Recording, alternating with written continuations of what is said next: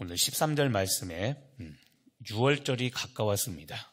그래서 예수님께서 예루살렘으로 가셨습니다. 유대인들은 3대 명절에는 반드시 그 예루살렘 성에 가서 다 같이 모여 예배를 드려야만 됐습니다. 그래서 예루살렘으로 가셨는데 문제는 14절에 성전 안에서 소와 양과 비둘기를 파는 사람들이 있었고, 그리고 그 재물이죠. 이 재물을 사기 위해서 돈 바꾸는 사람들도 그 옆에 앉아 있는 것을 보셨습니다. 15절에 예수님께서 얼마나 화가 나시냐면 노끈으로 채찍을 만드셨습니다. 채찍. 그리고 그 채찍을 휘둘러서 양이나 소를 다 성전에서 내쫓으십니다. 채찍으로 사람을 때린 것은 물론 아니겠죠. 그래서 양과 소를 다 내쫓으시고 그 다음에 돈 바꾸는 사람들의 돈통을 다 뒤집어 엎으십니다. 또 상을 엎으셨죠. 그리고 16절에 비둘기 파는 사람들에게 이렇게 말합니다. 내 아버지의 집으로 장사하는 집을 만들지 말라. 우리가 약 3달간 보았던 마가복음에서는 우리가 이 말씀을 하셨죠. 내 집은 만민이 기도하는 집이다라고 말씀하셨는데 요한복음에서는 조금 달리 이야기합니다. 내 아버지의 집으로 장사하는 집을 만들지 말라. 17절에 제자들이 이 사건을 보면서 한 성경 말씀을 생각했다고 합니다. 주의 전을 사모하는 열심이 나를 삼키리라. 이것은 시편 69편 9절에 있는 말씀입니다. 제자들은 예수님께서 성전 정화 작업, 이 사건을 일으키는 것을 보면서 시편 69편 9절 말씀을 생각했습니다.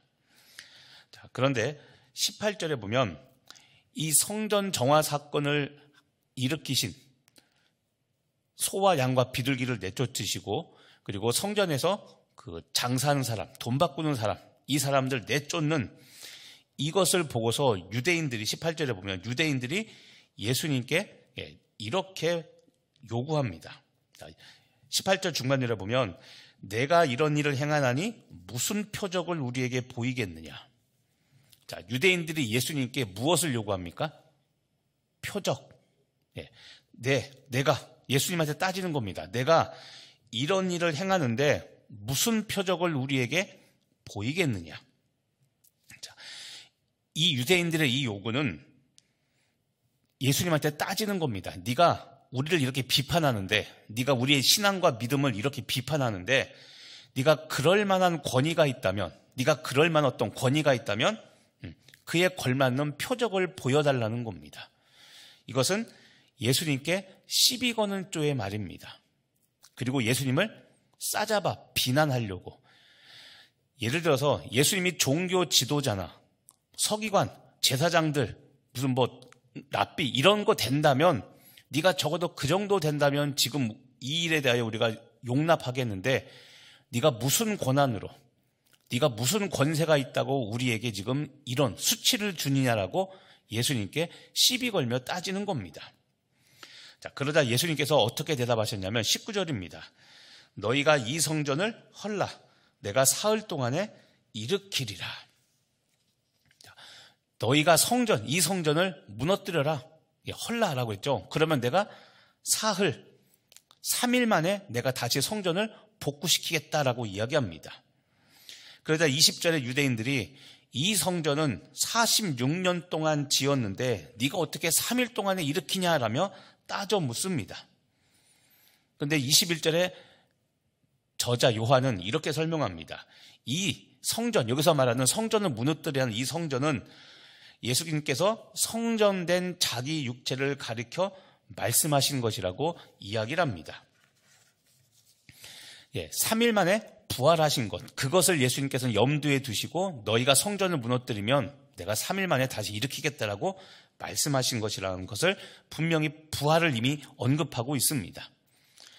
그리고 22절에는 요한복음의 저자는 예수님이 부활하신 이후에 이 사건을 생각하며 이것을 적습니다. 22절에 보면 죽은 자 가운데서 살아나신 후에야 제자들이 이 말씀하신 것을 기억하고, 죽은 자 가운데서 살아나신 것, 부활 사건이죠. 부활이 있은 후에야 제자들은 이 성전 정화 사건이, 그때 예수님께서 너희가 성전을 무너뜨리면 내가 3일 만에 짓겠다라는 이 말씀이 부활 사건인 것을 깨닫고 믿었다라고 이야기하고 있습니다. 자, 오늘 여러분 이 성전 정화 사건, 이걸 다시 한번 봅니다. 자, 오늘 성전 정화 사건이 과연 우리에게 말씀하고 있는 것이 무엇인가? 이것은 성전이라고 그랬죠. 성전, 다시 말하면 교회의 정체성과 교회의 본질이 무엇인가를 다루고 있는 사건입니다. 단순히 예수님께서 화내고, 단순히 예수님께서 우리가 말하는 성질 부리고 이런 것이 아니라 교회, 예수님께서 분노하신 적을 우리가 거의 본 적이 없죠, 성경에. 그런데 예수님께서 극히 드문 사건인데 왜 이렇게 예수님께서 분노하셨는가? 그것은 지금 다시 말하지만 교회가 교회답지 못할 때, 성전이 성전답지 못할 때 예수님께서 분노하시는 겁니다.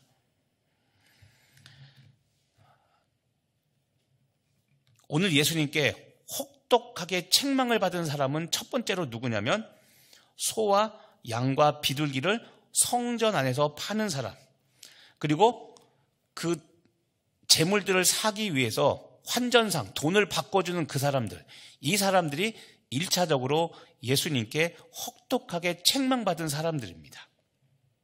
그런데 여러분, 저번 마가복음 때도 이야기했는데 한번 생각해 보시죠. 왜 성전 안에서 소와 양과 비둘기를 팔게 되었냐면, 아까 말씀드린 3대 절기에는, 이 명절에는 반드시 예루살렘 성으로 와서 예배를 드려야만 됩니다. 모든 유대인들은.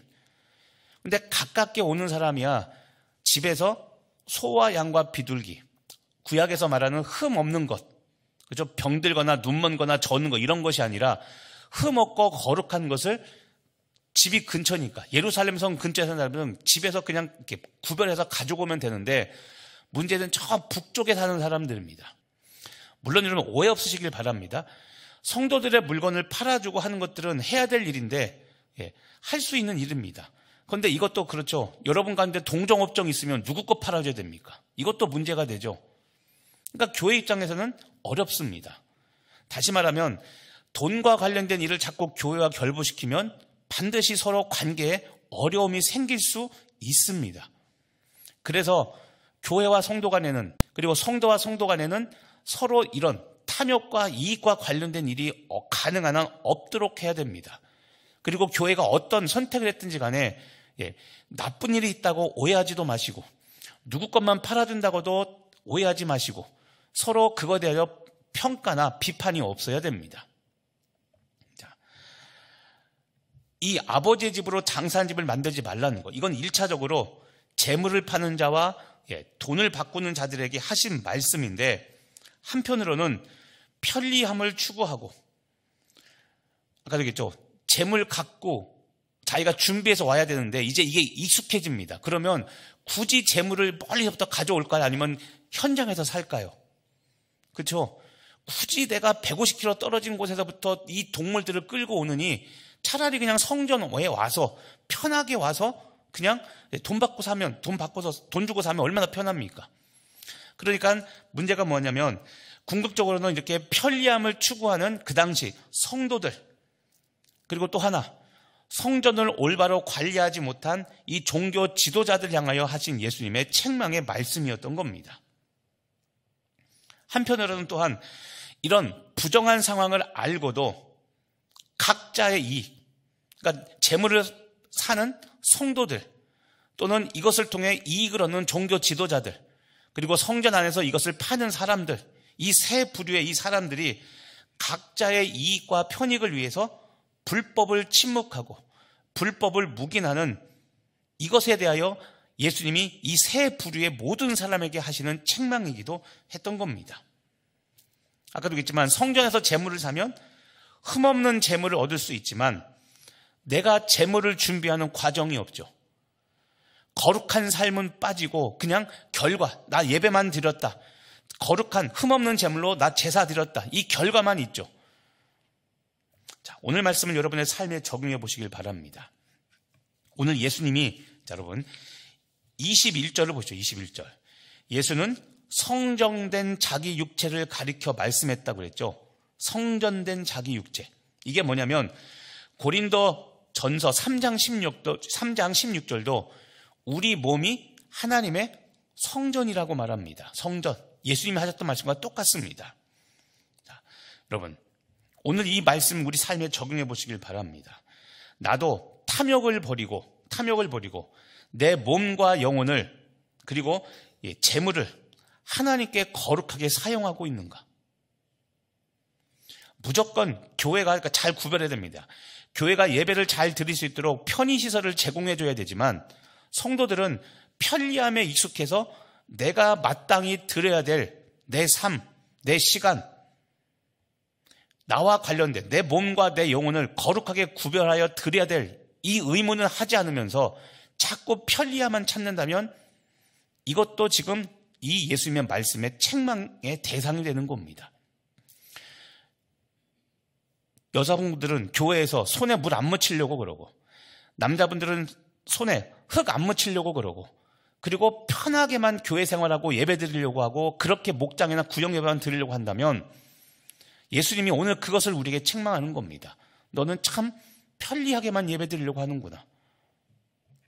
자, 성전인 나는 내 몸과 영혼을 성전으로 올바로 거룩하게 구별하여 사용하고 있는가? 자, 아까 그랬죠. 아버지의 집으로 장사하는 집을 만들지 말라라고 했습니다. 그리고 예수님은 내 몸이 우리들의 몸이 성전이라고 말씀하셨습니다.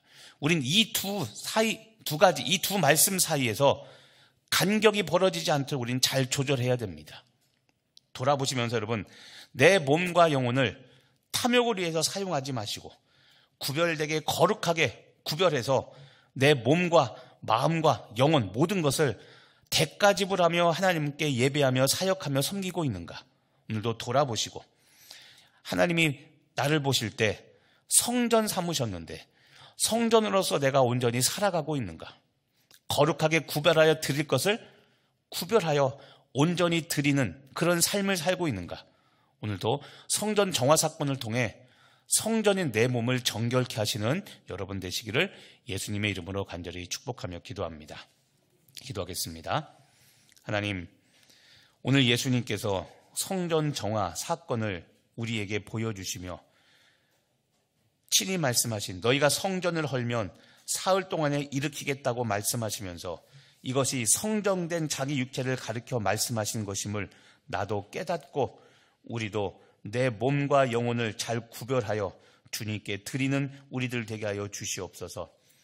마땅히 대가 지불해야 될 것들이 있는데 그 대가 지불할 것은 구하지 않고 그렇게 드리지 않고 교회에서 마냥 편리와 편의만을 위한 것은 아닌지 하나님, 오늘 내가 편리한 신앙생활, 편리한 내 목장, 사역팀, 남녀 전도회 이런 것에만 익숙해져 있는 것은 아닙니까? 탐욕에 젖어서 내가 교회와 뭔가 연관시키려고 하는 것이 혹시 있진 않습니까? 이 시간 모든 것 다 내려놓고 내 삶과 내 영혼과 내 육체, 내 모든 것이 거룩하게 구별되어 하나님께 드려지는 거룩한 제물의 삶이 우리들 가운데